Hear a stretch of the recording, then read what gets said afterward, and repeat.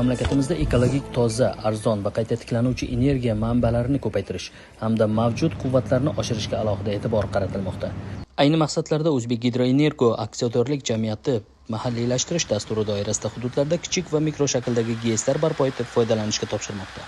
Prezident Shavkat Mirziyoyev Qashqadaryoga tashrifi doirasida Sharqsabz tumanidagi Hisorak suv ombori yaqinida yangidan barpo etilgan Hisorak kichik GESi faoliyati bilan tanishdi.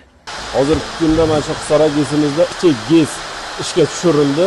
Kichik GESimiz quvvati 3,5 megavat, yillik ishlab chiqarishi 17 million kilovat soat elektr energiyani ishlab chiqardi. 7,5 ming aholini elektr energiya bilan to'liq ta'minlash qobiliyatiga ega.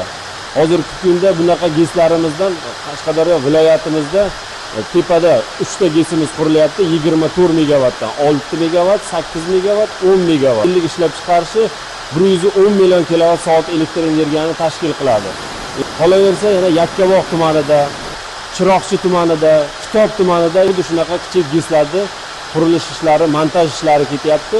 Bu yil yakuni bilan bular hammasi to'liq ishga tushiriladi. Hisorak suv ombori 1987-yilda qurilgan bo'lib, 2004-yilda kapital rekonstruksiya qilingan. Hidroelektrostansiyamiz ishga tushmasdan oldin suvimiz qishloq xo'jaligiga shutur chiqqan. Lekin hozirgi kunga GESlarimiz qurilgandan keyin suvimiz GES orqali quvvat ishlab chiqarib, suvning tarkibi hech qanaqa o'zgarmasdan yana aholiga suvimiz yetkazib berilyapti. Natijada 33 ming xonadonning yillik elektr energiyaga ehtiyoji qoplanmoqda. Qo'shimcha hozir bizning suv omborimizga keladigan daryoga 3 ta GES qurilyapti. 6, 8, 10 megavatlik. 24 megavat bo'ladi suv omborga keladigan daryoga. Suv omborga suvimiz yig'ilgandan keyin suv ombordan chiqishiga 3,5 megavat, undan keyin 45 megavatlik yana GESlarimiz bor.